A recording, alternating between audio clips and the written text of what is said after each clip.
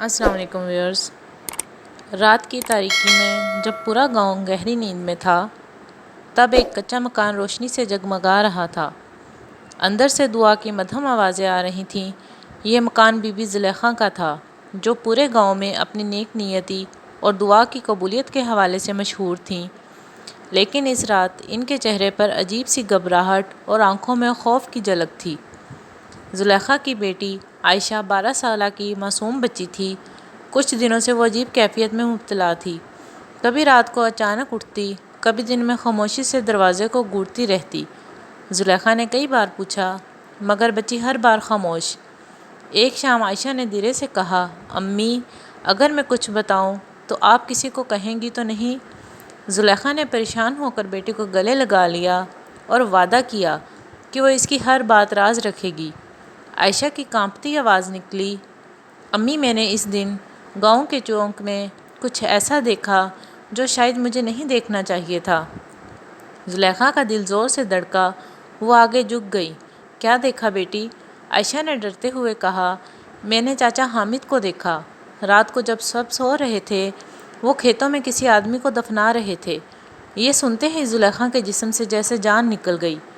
حامد گاؤں کا طاقتور آدمی تھا، زمیندار بھی، اور اپنی سخت مزاجی کے باعث سب سے ڈرایا ہوا۔ زلیخا نے بیٹی کو چپ کرایا اور کہا، بیٹی، یہ بات کسی اور کو مت بتانا۔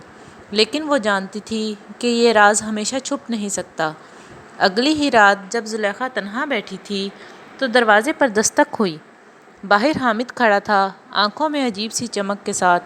زلیخا بی بی، آپ کی بیٹی کو کچھ زیادہ ہی خواب آتے ہیں۔ بچوں کی باتوں کو دل پر نہیں لینا چاہیے۔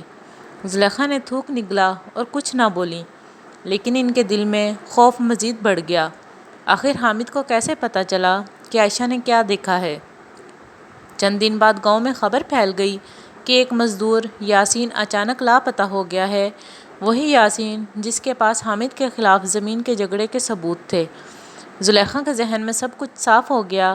عائشہ نے جو دیکھا وہ محض وہم نہیں تھا، وہ حقیقت تھی۔ اب سوال یہ تھا کہ کیا وہ اپنی بیٹی کی حفاظت کے لیے خاموش رہیں یا انصاف کے لیے سب کچھ داؤ پر لگا دیں؟ رات گئے زلیخا نے قرآن کھولا اور آنسو بہاتے ہوئے دعا کی، یا اللہ، میری بیٹی کو بچا اور مجھے ہمت دے کہ میں سچ کا ساتھ دے سکوں۔ اگلی صبح وہ سیدھا تھانے پہنچ گئی، سب کچھ بتا دیا، یہاں تک کہ بیٹی کے بیان دینے پر بھی راضی ہو گئیں۔ مگر جیسی ہی وہ گھر لوٹیں، دروازہ آدھا کھلا ملا۔ اندر داخل ہوئیں تو عائشہ کہیں نظر نہ آئی۔ کمرے کے فرش پر ایک پرچی پڑی تھی، سچ بولنے والوں کا انجام ہمیشہ برا ہوتا ہے۔ زلیخا کے ہاتھ سے پرچی گر گئی۔ ان کی چیخ پورے گاؤں میں گونج اٹھی۔ پولیس نے گاؤں میں تفتیش شروع کی۔ کئی دنوں بعد ایک سنسان کھیت سے عائشہ بے ہوش حالت میں ملی۔ خوش قسمتی سے وہ زندہ تھی۔ اس کے بیان پر حامد گرفتار ہو گیا اور یاسین کا قتل بھی ثابت ہو گیا۔ گاؤں کے لوگ پہلی بار سمجھے کہ ایک کمزور عورت اور معصوم بچی بھی طاقتور ظالم کو بے نقاب کر سکتی ہے۔ زلیخا کی آنکھوں میں آنسو تھے، مگر دل مطمئن تھا۔